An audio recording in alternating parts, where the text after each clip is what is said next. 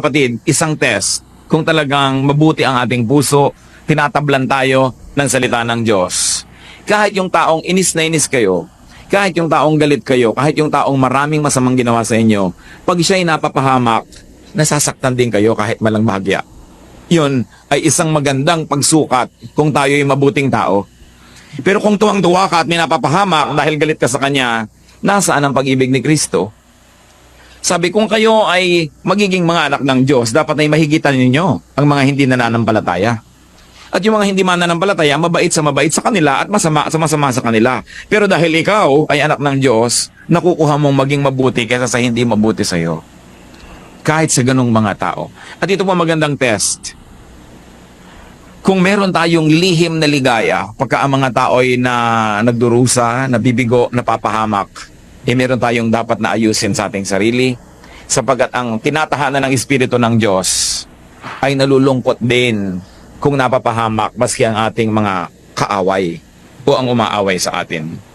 At sa pakikiramay po, there are different levels. It can be intellectual, it can be emotional, but very importantly, it must be physical, that you really get involved with the troubles of other people.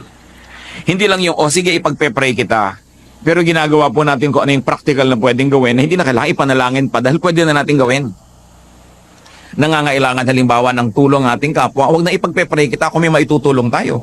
Maaaring hindi buong-buo nating maibigay ang pangangailangan nila, pero yung makatulong man lang tayo na ilang bahagi doon, pag marami nagtulong-tulong, magbubuo rin yun. Yan po ang napakadaling pagtaguan ng mga Kristiyano, yung sabihin ipagpe-pray kita. Kasi iniisip nila, pag nasabi na nila yon, ligtas na sila sa ano pang ibang pananagutan sa buhay. Pero ang tunay na kabutihan ay pakikiramay sa physical na paraan. To be there, to be a warm body, and to be actively involved in somebody else's deliverance or solution.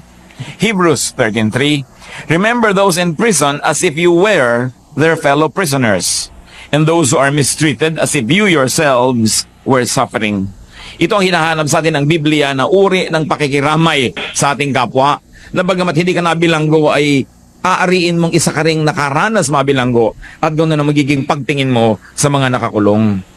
Na kung ikaw ay hindi man nakakaranas na maiwanan ng asawa o kaya ay mapagtaksilan o kaya ay masunugan ng bahay o malubog sa baha ang bahay, ay halos ganon ang iyong nadarama at dinarama kung ang kapwa mo ay naralagay sa ganong kalagayan.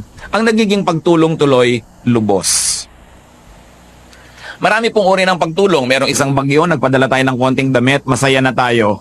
Nagpadala ka nagbigay ka sa mga tao ng tigi-tigisang bag na may bigas, may pagkain, masaya ka na, nakatulong ka na. Isang kainan lang yun eh. Mamaya sa susunod na oras ng pagkain, wala na naman silang kakainin.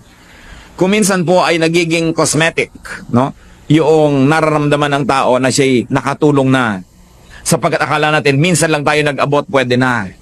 Na mayroon tayong mga nangangailangang mga kapatiran, mga kamag-anak, mga kaibigan na minsan mong binigyan, sabi mo, nakapagbigay na ako, pass ka na sa ibang susunod. Pero ang need ng tao tuloy-tuloy, sunod-sunod.